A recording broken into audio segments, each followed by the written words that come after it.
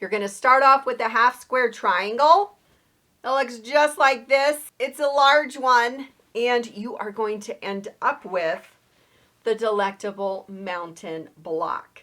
Have you ever had a fat quarter pack and you're kind of thinking, I'm really not sure how to use it or what to do with it? Today, I'm going to show you how you can use 2 fat quarters to make 2 Delectable Mountain quilt blocks. These are not square. They're kind of mega in size, but they're a lot of fun to make, and actually you can put a quilt together using these blocks pretty quickly. You're going to start off with a half square triangle. It looks just like this. It's a large one, and you are going to end up with the Delectable Mountain block. It's not necessarily a disappearing quilt block, but it's a lot of fun to make and put together. And I'm going to show you how once you have 16 of these, you can sew a quilt top pretty darn quick. Hi, and welcome to my channel. I'm Becky from Patchworkers Plus, which is my online quilt group membership and community where I help quilters finish what they start, use what they have, and make friendships all along the way, no matter what your schedule looks like, where you live, or your experience in quilting. Check the link in the description for more information. Would love to have you join me there. Before you begin with this block, you are going to need to square up your fat quarter. So I know they come in like 18 by 21s. Your pieces need to be square before you begin this block. So you are going to be cutting off a few inches on the one side, but you can use that for a quick and fun, easy border, or you can even use it for a scrappy binding.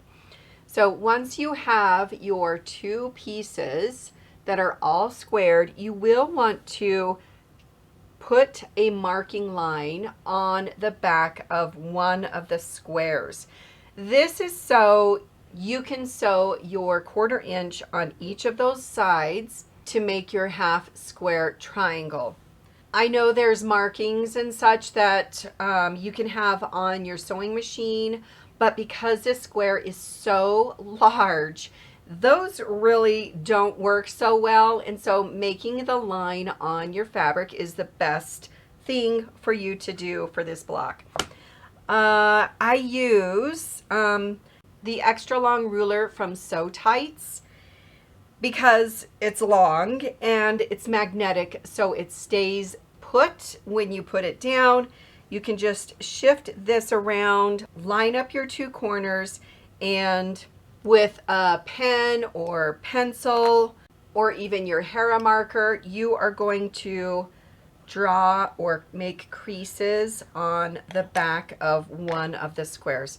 After you have that, you are going to take this to the machine. Well, before that, you're going to lay right sides together, your 2 pieces. Then I highly suggest you pin. 2 or 3 pins should be enough, but this is a big piece, and so you don't want this scooting or anything else shifting, because your half square triangle will not turn out right. So what you're going to do now is take this over to the machine. You're going to use that line as your guide, and you are going to stitch 1/4 inch on both sides of that line. Now, with that complete, you are going to cut on that drawn line now. You can use your long ruler again. The magnetic system from Sew Tights really does make this so much easier, because that ruler is not going to move until you move it.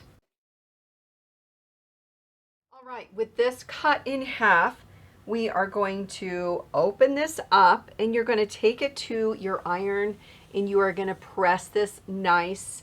Now, with this all pressed, the next step is to cut into our sections for the, I'll just call them mountain peaks of the block.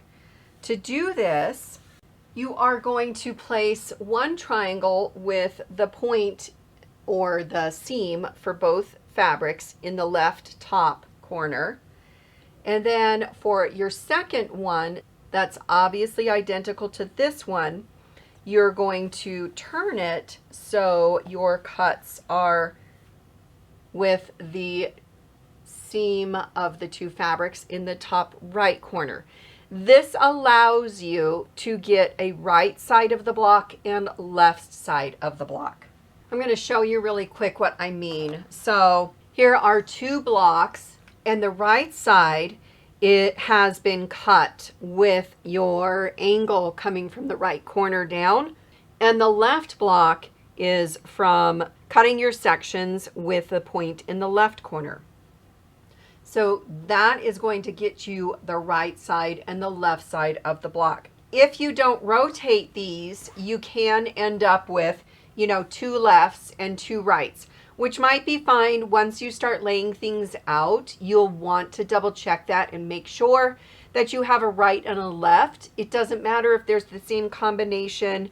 I believe in this quilt, like this might be the left side for two layouts, but just to let you know how that works, when you can lay your blocks together and then they can have the mountain peak in the center and then going out.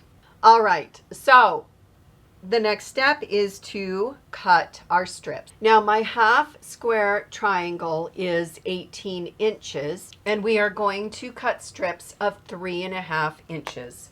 So we are going to take our ruler and we are going to line up 3.5 inches on the left side, and we are going to start cutting our strips of 3.5 inches each.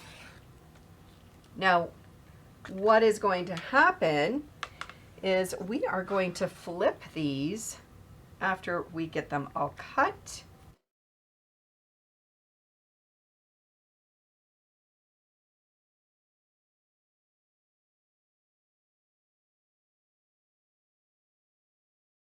All right, with these cut, we are going to rearrange them. So we're just going to move the order. So this becomes the first one. This last one becomes the second one. This new last one becomes the third one. And our last piece is the fourth. Oops, I think I have these mixed up. There we go. So they should step down when you lay them back out. The next step is going to be to sew these strips back together again. You're just going to place right sides together, pin them if you need. You're going to, of course, line up the beginning as well as the end and stitch your 1/4 inch seam. Then you're going to continue sewing all of the strips together to finish your block.